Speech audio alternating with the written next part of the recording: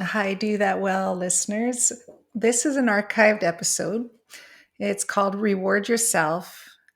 And it's amazing how often we shy away from patting ourselves on the back. Sometimes we're afraid it's too egotistical or arrogant, but that self love of rewarding yourself when you've achieved a goal or you've had a small win or a big win is really healthy for your soul. So have a listen. Let us know what you think. And thanks so much for being part of our Do That Well community. Welcome to Do That Well. I'm your host, Brenda Brown, and with me, the fantastic Karen Thrall. Today on Do That Well, we are going to talk about patting yourself on the back and other forms of rewarding yourself.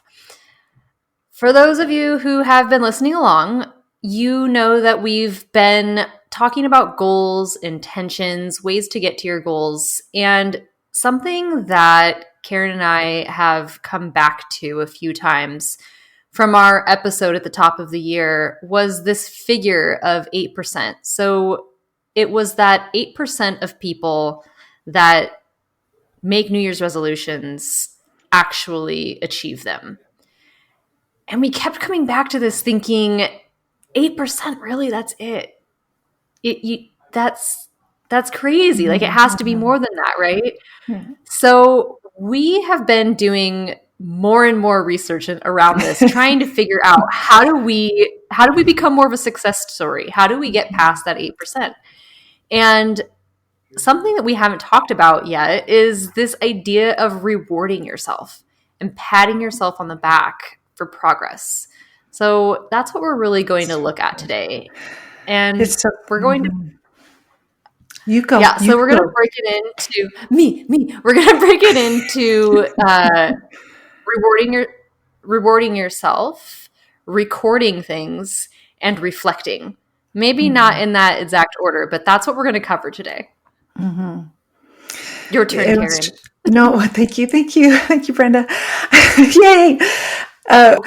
It's one of those things where I find it became inspiring because I want to know what we can do as a community to up that number. And we've been covering all these pieces of the puzzle, and we're finding out there's even more pieces that we can do to really stand together and see our goals fulfilled. How do you accomplish your goal? And one of the thoughts, if I may, is that really got me excited.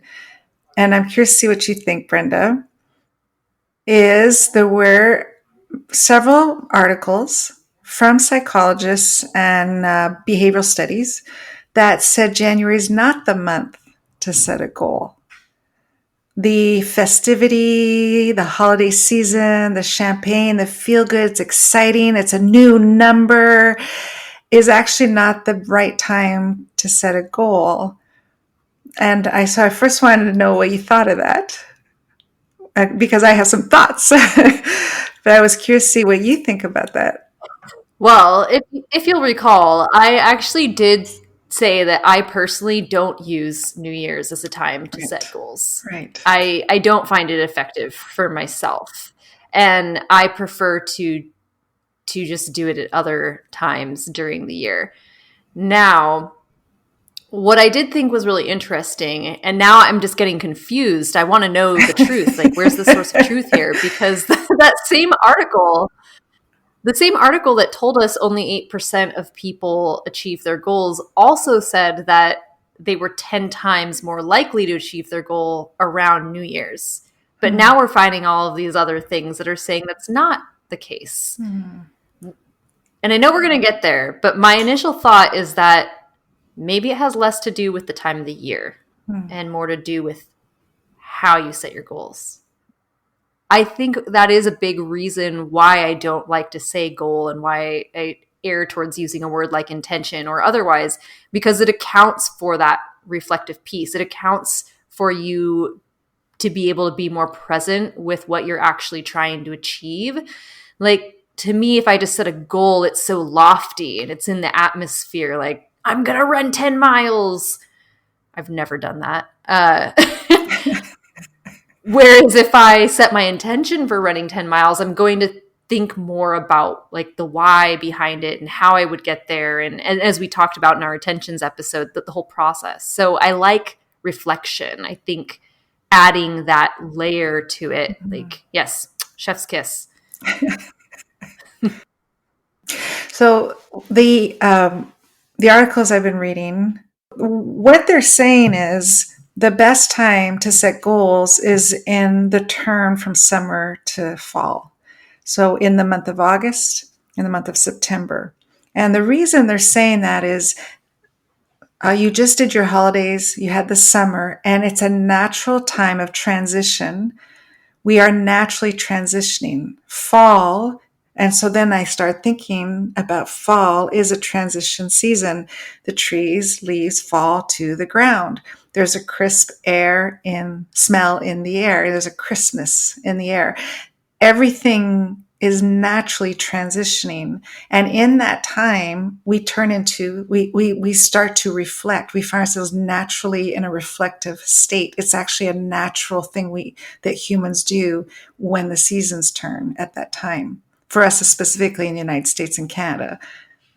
And I went, that is true. And so they're saying that is one big reason why goals are best set in August, September. Many people will say September is the new January. Well, September is actually my January. So when you set goals, no matter what the goal is, if it's health, weight, fitness, accomplishments, job change, salary increase, whatever it is, debt free, a character trait, whatever it is, every goal you want to reach, you start in a state of reflection about it. When you're in a state of reflection, you're gonna know why, and you're gonna know how. How am I going to do this, and why do I want to do this? But in New Year's, with the champagne and the glitz and the fun and the atmosphere and the romance, and it's exciting, we don't always lend ourselves to that moment of calm and pause. So, first off, what I find interesting about what you're saying is I also have always thought of the fall time around September, late August. That always has felt more like the beginning of a new year to me. And I always attributed it to because that's school, like the school cycle. You go back to school in that time. And so for me, even as an adult, I do always view that time of year as like a new year. As you said, a time for reflection. I find myself getting very melancholy a lot of the times during the fall because I'm really thinking about the year that's passed. And it always, for myself personally, is a time where there's a lot of reflection going on. And I do sort of view it as the beginning of a year. So I find that interesting to hear that I'm not alone there. And what's cool about that as well, with this reflection piece that we're adding into it, I would argue that with this, line of thinking that any time in the year is an okay time to create a goal, but you do need to start with the reflection piece. And that needs to be a part of the process when you are setting that goal. Is there needs to be a time when you're reflecting on why you've chosen that goal, what it means to you, what you're going to do with it, so on and so forth. I was thinking about how we were talking about how there's also like recording and rewarding when we were prepping for this podcast. And when I was studying this about another component to goal setting or intentions, New Year's resolutions, whatever, is when you record your progress, you're going to be more successful. So then I started researching going, so if you record and log your progress, highs or lows, ups or downs, good or bad, successes or oopses, the chances of you reaching your goal are higher than not recording them. Because when you record, you are every day and you're recording something, you keep it forefront, you keep it very present, and you also get to measure your success.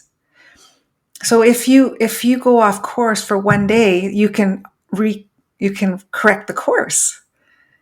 if you don't record, then there is a more organic approach. But to find out that when I record my progress as I'm moving towards my ultimate goal, that is what's going to get me there.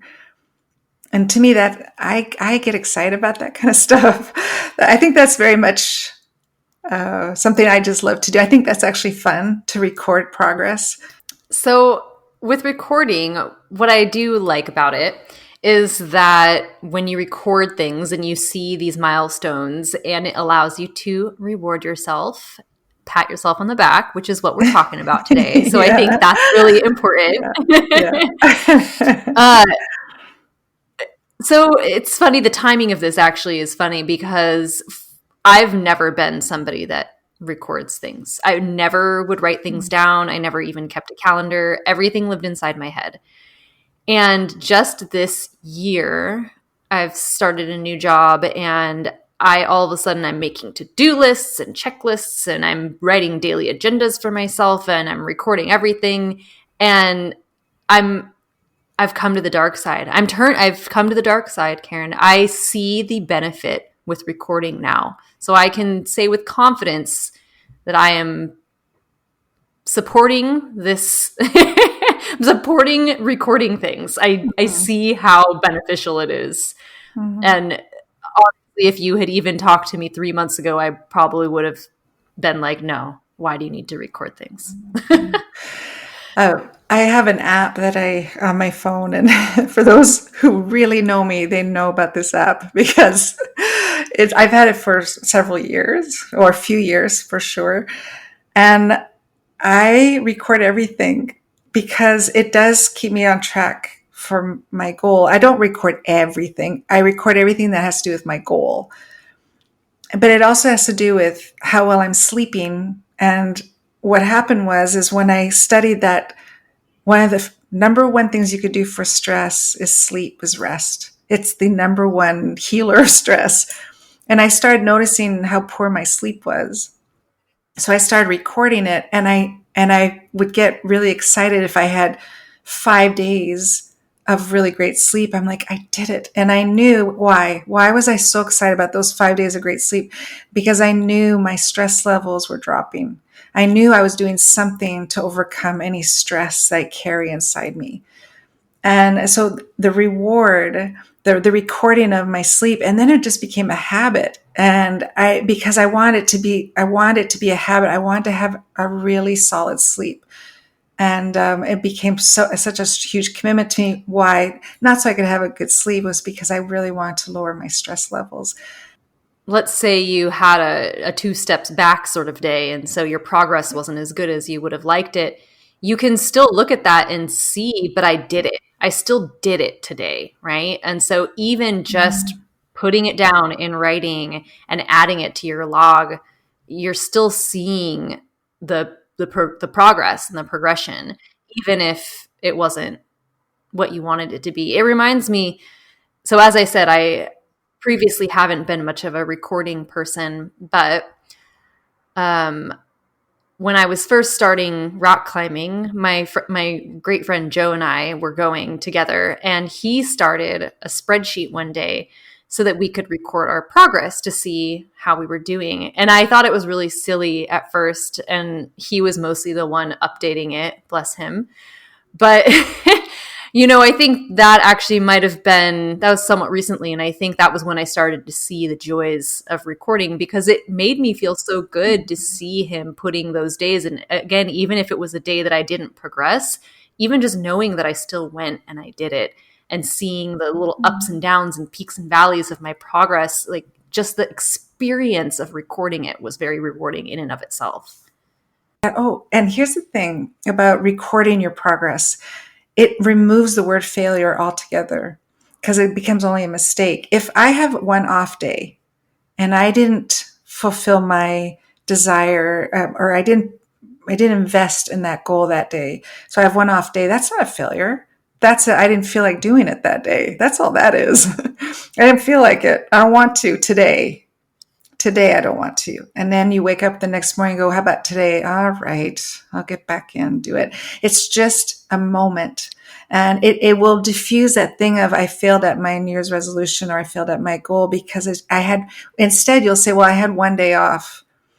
I had one day off where, and for me, like even working out, I have my app and everything goes in there and I like to see my progress. I like to see if I'm stretching myself, if I'm making myself just a little bit more uncomfortable. And even in that, I got my thumbs going because I'm on my phone. This is symbolism that I'm on my phone.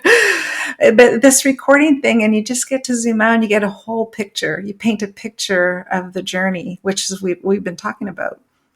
Recording the journey. So I do want to make sure that we spend some time on the reward aspect, because we did just allude to it a little bit in the sense that recording in and of itself is a rewarding process, and it allows you to see those times where you can pat yourself on the back and reward yourself. And even going a little further back when we were talking about reflection earlier, I do think that there is a sense of reward and patting yourself on the back there too, because in the process of reflection, you're able to find the things that you're really proud of. And then that allows you to then see where there's holes of things that you're not as proud of. And that's where you want to set your goals and work on things, right? But now, fast forwarding, here we are, and we're going to talk about this reward, this patting yourself on the back, because it is a really big step towards achieving things, achieving goals, and progressing. Last week when we talked about, oh my gosh, all the weeks are like they're all together now. Wow. Drum roll, please. Well, last week when we were talking, that life-changing podcast. You would think that I would know my own podcast episodes. So we were talking about positive self-talk. Yes. And, the reason that we got there is because we realized that there is a lot of negative self-talk and a lot of negative critic. And so the reward, again, we want to get away from this negativity, the self-critic, and we want to find those times where you can reward yourself and boost yourself up, right? Boost. Yeah. On the reward thing, so a segue just a tiny bit here. So pat yourself on the back. And it's fun that I went, oh, I like that. Maybe that's even what we'll call this podcast, is pat yourself on the back. I like that because it's a common imagery that we can understand. The irony, though, was when I went to look at a deeper meaning of it, the majority of what I was finding, and I was really surprised. So to pat yourself on the back, it has also a negative connotation. And so when it's applauded is when someone else tells you to pat yourself on the back, you did a good job. I went, what? Oh, that self-reward where I'm proud of my work, I'm proud of my accomplishments, is my little pat on my back. And yet it's distorted a bit as though it could be misunderstood as ego. And I went, well, then no wonder we're not seeing people have a reward system for themselves. It is not, and even in the workplace, reward and recognition is a key component to the happiness of employees. So yes, their earnings are important. Yes, their position is important, but to be rewarded and recognized for what they've accomplished, that's fuel. That's fuel for the engine. That's fuel for the car. And I've seen so many times where companies forget to reward and recognize the hard work and the accomplishments. We just carry on. Next one. Carry on. Okay, we got that one done. Check it off. Let's go. And that victory dance, that celebration, that self-reward. And so for us today and for people listening, what is your self-reward system? What is your self-reward plan on your goals? So you reflect, you record, but what is the reward? And that inspires me, because if it's true, it's just subjective, just philosophy, just, but if people who are listening associate, well, if I reward myself, it's ego based, I'm being arrogant or self serving. What if it's just, hey, it's that quiet appreciation for your investment? What if a reward is just a quiet appreciation for your investment? And for you, Brenda, like when you've in your life for reward, how is that? How have you viewed reward in the workplace, in your personal life, in your family life? How has that word evolved, or how has it been for you? Listening to you talk about it just now, honestly, I think I have really mixed feelings when we think about this idea of reward and ego. Because for me, I'm somebody that has actually struggled to get to a place where I feel good patting myself on the back. I am somebody that tended to seek a lot of external validation, and I didn't have ego. And so there's this voice inside of me that's like, it's okay to have ego though, but like many things in life, it's a balance. You don't want to ebb so far that now you are in that place where maybe you're being perceived as arrogant or, what have you. But I do think that strengthening this voice where we feel comfortable patting ourselves on the back and we feel comfortable rewarding ourselves, I think that it is a bit of a lost art. I don't think I'm alone when I say that I tend to seek external validation, sometimes Yeah, more so than my own, even. Like, that's a good getting point. that validation from someone else might mean more than hearing my own voice say, you did a good job, Brenda. But I want to be at the place where my voice and telling myself, yes, I did that, I can reward myself. Like that, to me, that should be more important than having someone else tell me I did a good job or rewarding me. And you're right. These thoughts that we care so much about what others think, or we care so much about getting their affirmation and being so secure in ourselves that we don't need, we appreciate the affirmation. And of course, we'd love it, but I don't need it. I'm just grateful when I receive it, and I will always be thankful when someone notices. The thing is, too, I wanted to say, the reward needs to be set before you activate. So let's say for this week, you go for next week, my goal, the next steps I'm going to take for my goal are this. And when I accomplish them, I reward myself with blank. What is that blank? Every week, give yourself a reward. Maybe it's a favorite food. Maybe it's a small purchase.